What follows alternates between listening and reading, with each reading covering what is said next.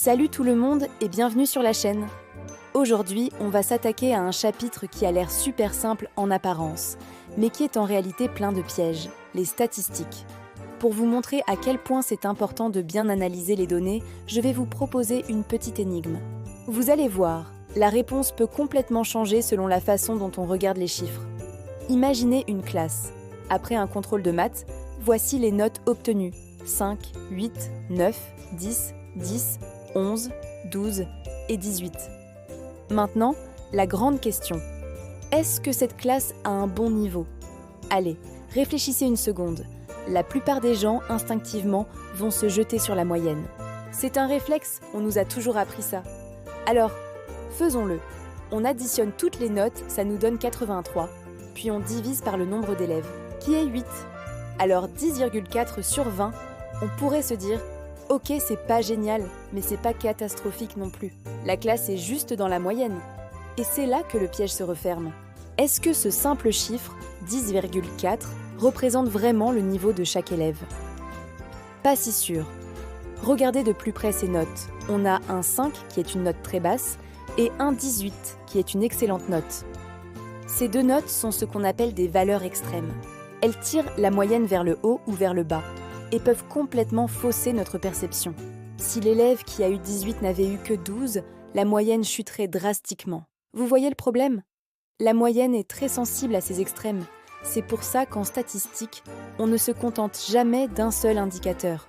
Il en existe un autre, beaucoup plus robuste et parfois plus juste, la médiane.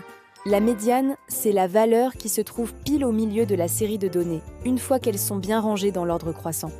C'est la ligne de partage qui sépare la classe en deux groupes de même taille. 50% des élèves ont une note inférieure et 50% ont une note supérieure. Ici, nos notes sont déjà bien rangées. Comme on a 8 notes, un nombre pair, la médiane se trouve entre la 4e et la 5e note. La 4e note est 10 et la 5e est aussi 10. La médiane est donc 10. Ça nous dit que la moitié de la classe a 10 ou moins et l'autre moitié a 10 ou plus. C'est une information très concrète. Mais attendez, ce n'est pas tout. Il y a un troisième outil super utile, le mode. Le mode, c'est tout simplement la valeur qui apparaît le plus souvent. Dans notre série de notes, la note 10 revient 2 fois, alors que toutes les autres n'apparaissent qu'une seule fois. Le mode est donc 10. Ça signifie que la note la plus fréquente dans la classe, c'est 10. Maintenant, rassemblons toutes nos informations. On a une moyenne de 10,4, une médiane de 10 et un mode de 10. Qu'est-ce que ça nous dit vraiment? Ça nous confirme que le centre de la classe se situe autour de 10. Mais la présence du 5 et du 18 nous montre aussi autre chose. La classe est très hétérogène. On a des élèves qui sont en difficulté et d'autres qui sont très performants. La classe n'est pas simplement moyenne. Elle est polarisée. Dire qu'elle a un niveau correct en se basant uniquement sur la moyenne de 10,4 serait une erreur d'analyse, car ça masque complètement ces disparités. Cette petite énigme illustre une règle d'or en statistique. Un seul chiffre ne veut jamais rien dire tout seul. Pour avoir une vision juste et complète d'une situation, il faut toujours croiser plusieurs indicateurs. Il faut regarder la moyenne, bien sûr, mais aussi la médiane, le mode et l'écart entre les valeurs extrêmes.